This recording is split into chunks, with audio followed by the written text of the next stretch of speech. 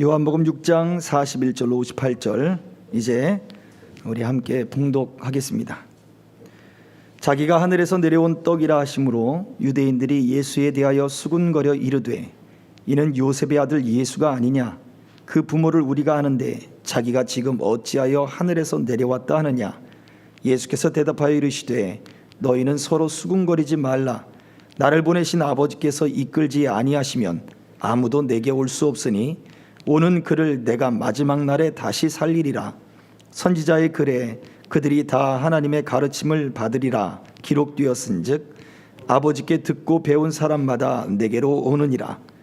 이는 아버지를 본 자가 있다는 것이 아니니라. 오직 하나님에게서 온 자만 아버지를 보았느니라.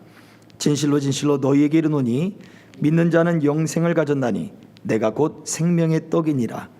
너희 조상들은 광야에서 만나를 먹었어도 죽었거니와 이는 하늘에서 내려오는 떡이니 사람으로 하여금 먹고 죽지 아니하게 하는 것이니라.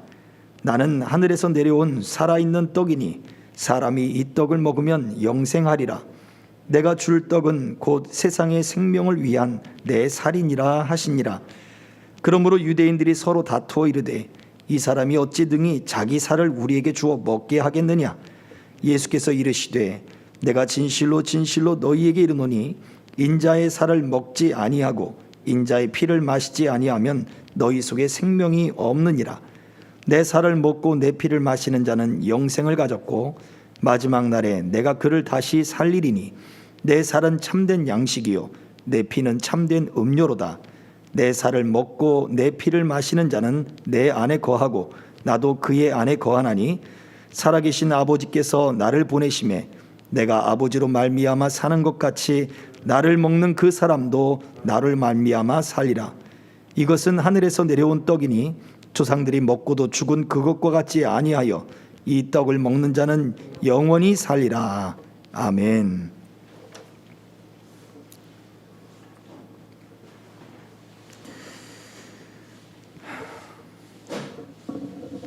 오늘 여기에는 유대인들과 예수님의 논쟁이 기록되어 있죠.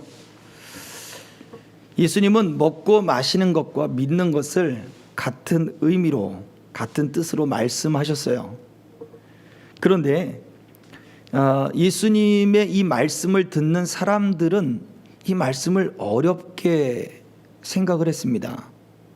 이유인즉슨 이 말씀이 언제 시작됐느냐?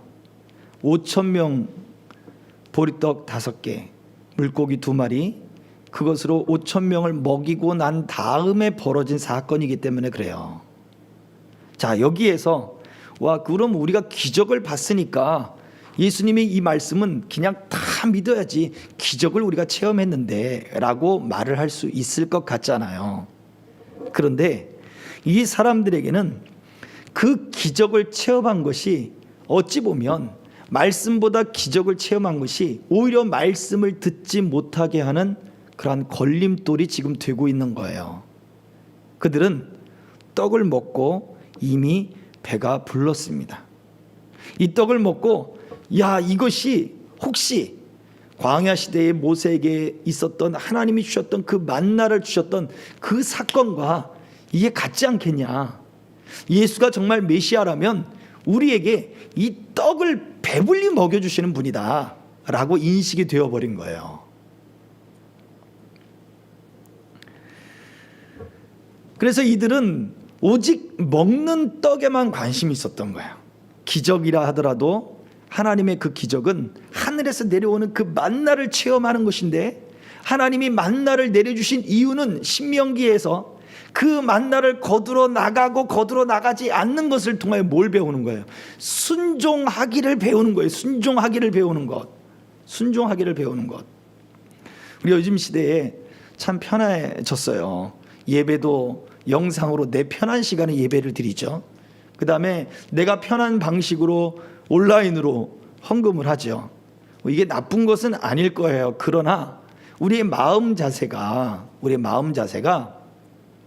우리가 온라인으로 매달 정기적으로 11조를 보내는데 이것을 자동 이체를 시켜놨어요. 계좌를 자동 이체를 걸어놨어요. 그러면 어떻게 돼요? 통장에 빠져나간 것만 보는 거예요. 제대로 나갔네? 어떤 마음이 사라질까요? 하나님께 기도하면서 준비하는 마음은 사라지는 거예요. 물론 그렇지 않은 분도 있을 것입니다만 대부분의 많은 사람들이 그냥 편리에 따라 그렇게 자동이체를 걸어놓고 그냥 잊어버리는 거예요. 감사 기도도 사라지고 세금 떼듯이 그냥 떼는 거예요. 뭐가 사라졌을까요? 감사가 사라진 거죠. 기도가 사라진 거죠. 예배도 마찬가지입니다. 예배 시간에 우리가 시간을 늦지 않기 위해서 그렇게 막 분주하게 준비를 하고 와서 무엇을 했습니까? 예배가 은혜롭기 위해서 같이 기도했어요. 하나님의 임재가 임하기를 위해서 기도했어요. 근데 지금은 내 편한 시간에 일어나서 뭐 복장도 뭐 준비할 거 뭐가 있겠습니까? 그냥 영상 보는 거예요. 영상 틀어놓는 거예요. 물론 다 준비하고 다 예비하고 다 그것을 귀하게 여겨서 그렇게 예배를 드리는 사람도 있습니다. 그런 분들이 더 많을 거라고 생각해요. 그러나 이 영상 예배의 시간이 길어지면 길어질수록 그 예배의 소중함 그리고 예배를 준비했던 그 마음들이 약했던 사람들에게는 이것이 오히려 더 편해지기 시작한 거예요. 사람들 신경 안 써도 되고 사람들을 만나지 않아도 되고 가서 어색하게 인사 안 해도 되고 껄끄러운 사람 만나지 않아도 되고 봉사 안 해도 되고 무엇 안 해도 되고 그냥 내가 편한 시간에 내가 원하는 시간에 영상 틀고 나 혼자 그렇게 혼자만의 그런 시간들로 그냥 보낼 수 있다라고 하는 거예요. 그러나 교회는 분명하게 우리가 함께 지어져 간다라고 말씀하고 있어요. 함께 지어져 갑니다. 이 앞에 카메라가 놓여져 있고 제가 카메라를 바라보고 설교를 합니다. 만약 카메라만 있고 성도들이 아무도 없다고 생각을 해보세요. 물론 저 영상을 보는 분들이 있기 때문에 더 주의해서 설교를 하긴 하겠지요. 그러나 서로 호흡하는 게 없는 거예요. 죄송합니다. 서로 호흡하는 게 없는 거예요. 성도들이 어떻게 말씀을 받아들이는지 어떻게 말씀을 인식하는지 그 말씀에 어떻게 반응하고 어떻게 아멘으로 응답하는지 그 말씀을 통하여 어떻게 주님과 만나고자 하는 그런 간절한 소망들이 있는지가 점검이 되지를 않는 거예요. 이 유대인들의 모습들이 오늘날로 우리가 비교하자면 그렇다는 거죠. 에이 설마요. 네, 그럴 수 있습니다. 지금 이들은 예수님 앞에 다 몰려온 거예요. 자기들의 일들을 다 내팽개치고 다 예수님 앞에 몰려왔어요. 예수님이 어디 있다 그 소식을 듣고 그냥 쫓아다니는 거예요. 예수님이 갑자기 사라졌는데도 밤새 그들은 예수님이 어디로 갔을까 추적해보고 또 추적해보고 생각해보고 배를 타고 바다를 건너오고 갈릴리 바다를 건너서 반대쪽으로 가보기도 하고 예수님을 찾아서 그렇게 헤매고 겨우 만나서 언제 주님 오셨습니까? 라고 말을 할 정도로 지금 그 시기에 지금 예수님이 이 사람들에게 이야기를 하고 있는 것이거든요. 너희가 나를 찾은 이유는 먹고 배부른 까닭이다. 먹고 배부른 까닭이다. 그러나 그들에게 예수님 말씀합니다. 너희가 내 살을 먹지 않으면 너희가 영생을 받을 수가 없다. 내 살은 참된 양식이고 내 피가 참된 음료다. 그러니 이 사람들에게는 이제 이상하다. 얼마 전까지 그 떡을 우리에게 그렇게 풍족하게 나눠줘 놓고선 이제는 자기의 살을 먹으라고 하니 이해가 안 가는 거예요. 예수님은 그냥 단순한 거예요. 내 살과 내 피, 내 고난, 내 죽음 이것을 믿음으로 받아들여라 라고 하는 것이었는데 그들은 생각할 때 메시아는 그들의 풍족함을 채워주는 것이고 그들의 믿음은 그들의 복은 그들의 경제적인 것들을 다 해결해 주는 것이 복이라고 생각했던 거예요. 제자들조차 예수님이 이 말씀들을 했을 때 너무나 어려웠습니다. 단 소수의 제자들만이 영생의 말씀이 여기 계시니 우리가 어떻게 다른 데로 갈 수 있겠습니까? 라고 고백을 했던 바로 그 사건입니다. 그러나 이 말씀을 통하여 사람들이 야, 어렵다, 많이 떠나갔고요, 예수님의 제자들의 수많은 사람들이 떠나갔다라고 기록을 합니다. 이때가 세 번째 유월절, 예수님이 마지막 유월절이 네 번째 유월절이거든요. 그때 십자가에 못 박혀 죽으시는 거예요. 그러니까 돌아가시기 1년 전의 사건인 거예요. 본격적으로 활동을 하고 본격적으로 이제 그 제자들에게 예수님의 죽으심도 알리는 바로 그 일들이 시작되는 그 지점이라는 거죠. 고린도전서 11장에서는 이야기합니다. 바울이 주의 만찬이라고 성례에 대해서 표현을 해 놓았어요. 주의 만찬. 예수님의 만찬이라 이야기하지 않고 주의 만찬이라고 이야기를 했어요.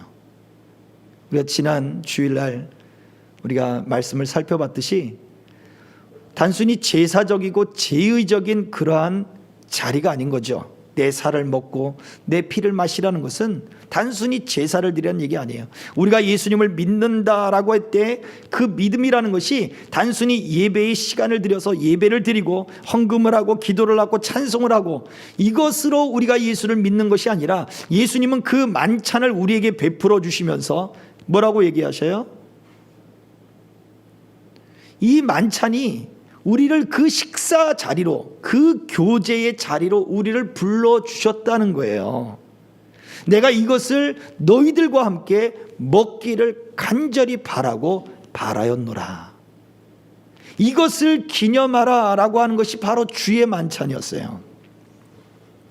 예수님의 만찬이라고 바울 사도가 얘기했다면 2000년 전에 그때 그 사건, 바로 그때의 사건을 일으키신 예수님이라고 얘기를 하겠죠. 그러나 주의 만찬이라고 할 때 우리는 우리의 인생의 주인 되시고 우리 삶의 주인 되시는 그 주님께서 지금도 우리에게 뭐를 베푸시는 거예요? 만찬을 베푸시는 거예요. 새 언약의 만찬을 베푸시는 거예요. 그리고 우리를 그 자리로 초대하시는 거예요. 내가 이것을 너와 함께 먹기를 원했다. 우리는 단순히 제사적 예배가 아니라 바로 주님의 만찬처럼 바로 교제하는 그러한 예배를 우리에게 요구하고 계셨던 거예요. 우리를 그렇게 초청하고 있는 거예요. 그러므로 오늘 우리가 성찬식을 했습니다만 우리가 알아야 할 것은 첫 번째 이것입니다. 믿음으로 받아야 되는 거예요. 믿음으로. 성찬식 마찬가지고 세례 마찬가지고 나를 기념하라 했던 바로 그것은 믿음으로 받는 거예요. 오늘 여기서 내 살을 먹고 내 피를 마시라. 무엇이 필요합니까? 이해가 아니라 믿음이 필요한 거예요. 이 말씀은 어렵도다. 네, 어려웠죠. 알 수가 없습니다. 제자들도 알았습니까? 아니요, 제자들도 몰랐습니다. 우리는 완전히 아나요? 우리도 그것을 다 알지 못합니다. 우리의 믿음은 완전한가요? 아니요. 우리가 배웠기 때문에 압니까? 아니요, 몰라요. 동정녀에서 예수님이 탄생하셨어요. 어떻게 알아요? 우리 유전자를 만드신 창조의 하나님을 믿기 때문에 그게 알아지는 것이지. 그게 어떻게 유전적으로 그게 움직이는지, 어떻게 사람을 만드는지 성령이 알 수가 없는 거예요. 그것을 지금도 알 수가 없어요. 그럼 예수님의 혈액형은 뭐지? 예수님의 염색체는 XY일까? XLC일까? 어떻게 알겠냐? 우리가 지금 생각하는 상식 밖의 일들이 벌어져 있는 거예요. 어렵습니다. 이해할 수 없어요. 그때 우리에게 필요한 것이 무엇입니까? 믿음이에요. 베드로는 그렇게 고백했다고 말씀드렸죠. 생명의 말씀이 여기 있으니 우리가 어디로 가겠습니까? 네, 믿음으로 받을 때 예수님의 살, 예수님의 그 피가 우리에게 생명의 떡이 되는 거예요. 지금 이 유대인들은 육체적으로 예수님을 받는 거예요. 우리를 배불릴 사람, 우리를 편안하게 해줄 사람, 이 가난에서, 이 궁핍에서 우리를 풍요롭게 해줄 사람. 그러나 그거보다 더 중요한 것이 바로 믿음으로 받는 거예요. 예수님을 믿음으로 대해야 돼요. 성령께서 우리에게 믿음을 주시기를 주의 이름으로 축복합니다. 두 번째 우리가 알아야 할 것은 그것입니다. 우리가 믿을 때 죄사함과 영생을 받습니다. 그렇죠? 그런데 예수님은 제자들에게, 이 유대인들에게 얘기해요. 이 떡을 먹으면 영생하리라. 그러면 나는 이제 예수님을 믿었기 때문에 나는 이제 영생한 겁니다 라고 말을 할 수 있겠지만, 우리에게 필요한 것은 매일같이 이 떡을 먹어야 되는 거예요. 매일같이 생명의 떡을 먹어야 되는 거예요. 매일같이 예수 그리스도를 믿음으로 초대하고 믿음으로 받고, 그분이 우리를 교제의 자리로, 만찬의 자리로 부르신 그 자리로 우리는 매일같이 나아가야 되는 거예요. 주기도문에 예수님이 제자들에게 이렇게 가르쳐 주셨죠. 마태복음 6장 12절에 우리가 우리에게 죄 지은 자를 사하여 준 것 같이 우리 죄를 사하여 주시옵고. 너희는 이렇게 기도해라. 기도할 때마다 이렇게 기도해라. 아니, 우리 죄가 예수 그리스도를 믿음으로 이미 사해졌는데 왜 기도할 때마다 우리 죄를 사해달라고 기도를 해야 되냐? 왜 그래야 되느냐 이거죠. 예수님이 말씀하시는 것은 바로 우리가 끊임없이 성장해 가야 할 것을 말해주고 있는 거예요. 성장해 가는 것. 우리가 믿음이 자라고, 우리가 예수 그리스도를 닮아가고 예수 그리스도를 증거하는 데까지 나아가기 위해서는 우리에게 성장이 필요합니다. 성장. 그 성장을 위해서 끊임없이 뭘 해야 돼요? 그 주님의 그 자리에, 그 교제의 자리에 믿음으로 나아가야 되는 거예요. 또한 성경에서는 구원, 예수님의 이 구원을 가르칠 때도 세 가지를 다 이야기했어요. 과거에 구원하신 사건, 그리고 오늘 말씀을 통해서 살펴본 대로 유월절에 참여함으로써 우리 가족을 구원하였느니라. 그 말씀 속에는 유월절 예식을 기념하고 그 예식의 음식을 먹음으로써 어디에 참여하고 있는 거예요? 지금 출애굽할 때 그 유월절 그 사건에 참여하는 것과 같다고요. 그러니 구원은 과거에 일어났고, 그리고 지금 현재 우리 가족 속에 일어나고 있는 거예요. 그 다음에 그걸 통해 뭘 봐요? 완전한 구원을 바라보게 하는 소망을 다 성경은 이야기하고 있어요. 사람들은 우리의 경험이라는 것을 가지고 한 시점에 고정을 시켜요.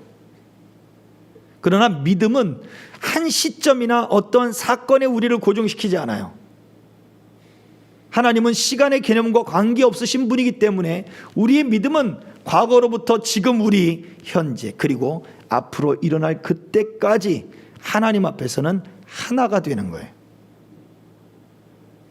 그렇게 우리를 구원으로 이루어 가십니다. 그래서 우리가 성찬을 먹을 때도 죄사함과 영생을 받습니다 라고 말을 해요. 이 의미를 미사, 천주교에서 얘기하는 미사적인 의미로 받으시면 안 돼요.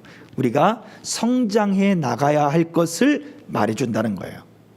매일같이 우리가 밥을 먹고 매일같이 음식을 먹어서 우리가 어떻게 됩니까? 그 음식이 내 안에서 소화가 되고 내 안에서 흡수가 되면서 어떻게 해요? 우리가 성장하잖아요. 세포가 성장하고 하듯이 우리의 죄를 용서해 주옵소서. 매일같이 우리가 더러워지면 씻고, 또 아침 저녁으로 씻고, 더러워질 때마다 씻고 하는 것처럼 우리가 성장하기 위해서는 그 믿음이 우리를 그렇게 매일같이 수시로 반복적으로 우리 안에 그렇게 일어나야 되는 거예요. 그래서 눈에 보이는 그러한 표와 인이었던 세례와 성찬을 통해서도 우리에게 그것을 먹고 마심으로 죄사함과 영생을 주신다라고 하는 의미가 부여가 되는 것이고, 우리가 주님의 부활하심을 기념하는 이 주일날 우리가 예배하고 찬송하고 그렇게 하나님 앞에 영광을 돌림으로써 우리에게 또 부활, 죄사함과 그리고 영생이 주어진다라는 의미가 거기에 부여가 되는 거예요. 무엇을 가지고 가야 돼요? 믿음을 가지고 해야 돼요. 믿음을 가지고. 자, 마지막입니다. 예수님은 우리에게 원하시는 내 살을 먹고 내 살을 마시라, 내 피를 마시라 라고 하는 것은 결국 연합한다는 의미예요. 연합한다. 주님이 우리와 교제하기를 원하신다는 얘기도 연합하기를 원하시는 거예요. 계시록 3장에 그 라오디게아 교회를 향해서 볼지어다 내가 문 밖에 서서 두드리노니, 그죠? 누구든지 내 음성을 듣고 문을 열면 내가 그에게로 들어가 그로 더불어 먹고 그는 나로 더불어 먹으리라 라고 말씀을 하셨어요. 그 말씀 속에도 우리에게 보여주는 것은 바로 그것이 무엇입니까?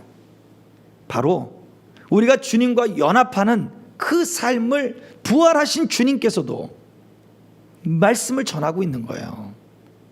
어느 교회에? 가장 책망받고 있는 그 교회, 라오디게아 교회에도 예수님 말씀하시는 거예요. 내가 너와 연합하기를 원한다. 빵과 음료, 빵과 포도주, 사람들이 광야에서 그걸 먹었어요. 그리고서는 배가 불렀어요. 배가 불렀다는 얘기는 뭐예요? 그 안에 그 빵과 포도주가, 그 음료가 그들에게 신체의 일부가 됐다는 거죠. 어쨌든 흡수가 돼서 에너지가 됐으니까. 마찬가지로 예수님이 이것은 너희를 위하여 주는 내 몸이니라, 이것은 너희를 위하여 흘리는 내 피다, 이것을 먹어라, 이것을 마셔라 했으니 그것을 믿음으로 받아들이는 사람에게 내 몸 안의 일부처럼 내 영의 일부가 되어버리는 거예요. 예수님이 하시는 일들이.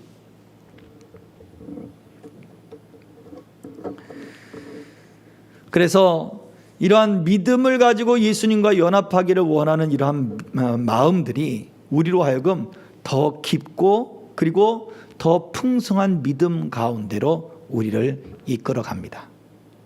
진정한 연합은 누구를 통해서 고백이 되어질까요? 예수님이 아담을 예표했는데 바로 그 아담이 고백을 했어요. 뭐라고? 하와를 딱 보여주셨을 때 뭐라고 고백했습니까? 내 살 중에 살이요 내 뼈 중에 뼈로다.